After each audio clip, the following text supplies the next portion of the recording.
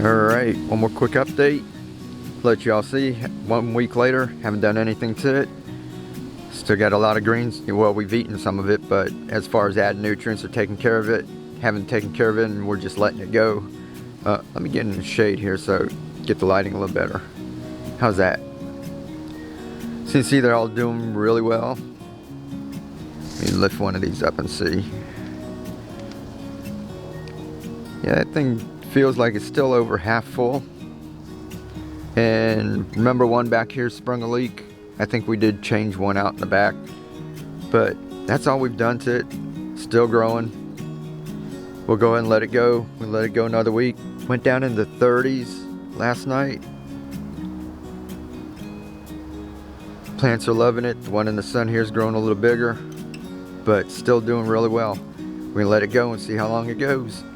All right, one more thing. Not the best lighting here, but we're gonna go ahead with it. You can see the Chard's kind of propped itself back up, starting to grow. We got some nice little leaves coming in. And this is the plant that, remember that tree fell on it? That big branch.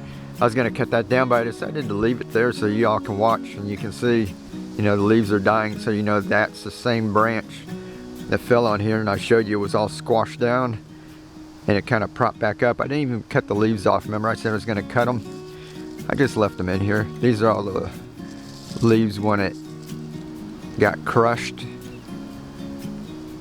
And then the little one's starting to grow back, so real resilient.